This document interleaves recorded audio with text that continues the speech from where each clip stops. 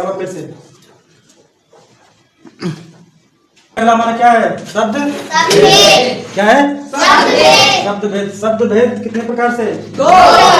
एक क्या है? सार्थक। एक सार्थक का मतलब जिसका कोई अर्थ हो, जिसका कोई अर्थ हो। ठीक, कुछ बोलते हैं तो उसका कुछ अर्थ निकले उसे क्या कहेंगे? सार्थक। और जिसका कोई अर्थ ना निकले निरर्थक। जैसे बोलते हो ना खाना वाना, तो खाना तो हम बहुत खाए हैं, वाना क्या होता है? कोई अर्थ है?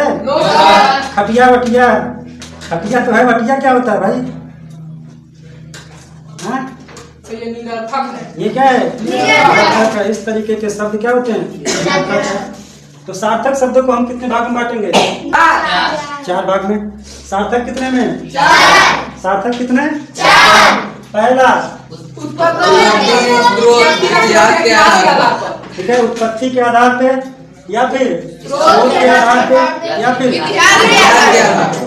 ठीक, उत्पत्ति के आधार पे, स्रोत के आधार पे, इतिहास के आधार पे कितने प्रकार के? ठीक, पहला तत्सम, दूसरा, तीसरा, चौथा विदेशज को क्या बोलते हैं? आगत। ठीक, और लास्ट में क्या होता है? जो इनका प्रभाव इस पे दिखता है। ठीक है। दूसरे नंबर पे कौन होता है? व्युत्पत्ति के आधार पर। किसके आधार पर? व्युत्पत्ति के आधार पर। यहाँ पे देखिए, बनावट या रचना के आधार पर। इसका मतलब क्या है? किसको बनाया गया है, किसको बनाया गया है। तो कितने प्रकार के होंगे?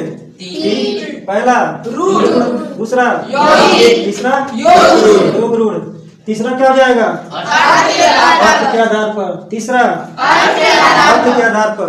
अर्थ के आधार पे कौन है? 6 गो। अर्थ के आधार पे 6, अर्थ के आधार पर 6। पहला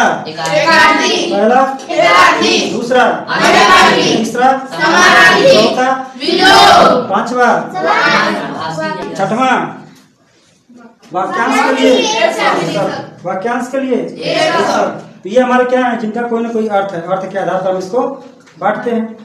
उसके बाद क्या है? विकार, रूप या प्रयोग के आधार पर। कितने प्रकार के? विकार, रूप, प्रयोग के आधार पे कौन कौन? विकारी और अविकारी। ठीक है, कोई विकारी नहीं बोलेगा। ठीक है, क्या है? विकारी और अविकारी। विकारी में 4 कौन कौन? संज्ञा,